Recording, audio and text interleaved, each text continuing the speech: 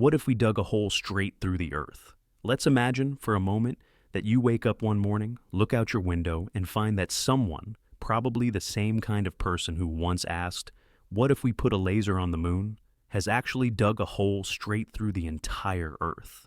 Not a mine, not a tunnel, but a perfect straight shaft from one side of the planet to the other. A neat little tube running from, say, somewhere in Argentina, all the way to China. Congratulations, you now have the world's most dangerous and scientifically fascinating theme park ride. At first, this idea sounds simple. Jump in one side, pop out the other, like a cosmic water slide. But physics, as always, has other plans. Let's start with some numbers. The Earth's radius is about 6,371 kilometers. So your hole would be roughly 12,742 kilometers long. And since we're assuming it's perfectly straight, through the molten core and all, it's going to be hot, really hot. The temperature at the core reaches around 6,000 degrees Celsius, roughly the surface of the sun. So, unless your shovel is made of magic or bad decisions, you're going to need more than sunscreen.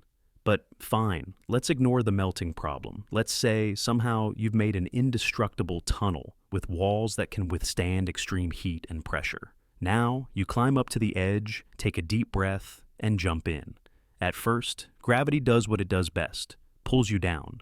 You accelerate quickly, faster and faster, hitting speeds of up to 8,000 meters per second by the time you reach the Earth's core.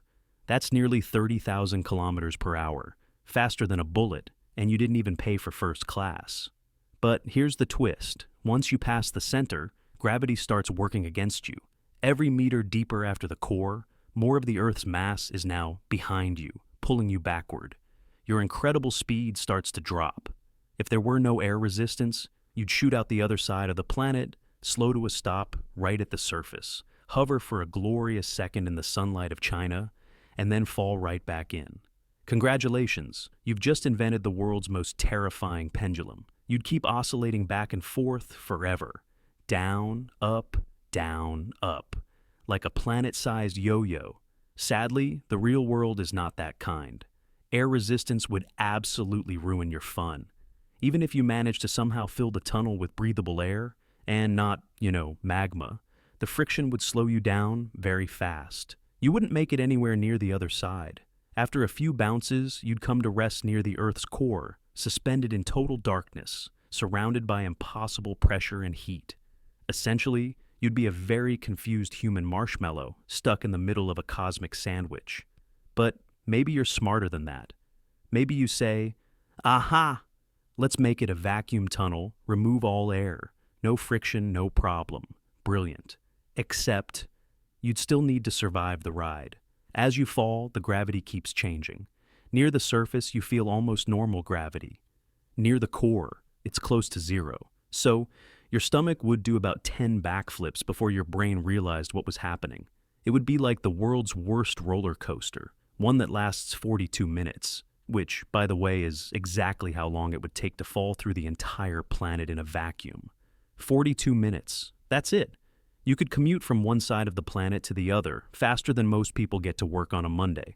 There's something weirdly poetic about that. Of course, this perfect tunnel would also come with geopolitical complications. Imagine telling customs you're arriving from the other side of the planet by gravity. Airlines would riot, rocket companies would go bankrupt, and the insurance company, they'd just laugh and hang up the phone. But it gets stranger. Because of how the Earth rotates, the other side isn't a fixed point. If you dig straight down from, say, New York, you don't end up in China.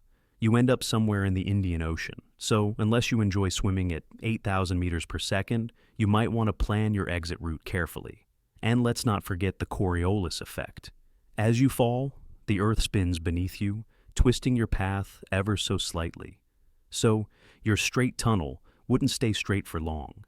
You'd slam into the walls somewhere around halfway through, unless your hole somehow adjusts for planetary rotation in real time, which of course makes this not a hole but a highly sophisticated death trap.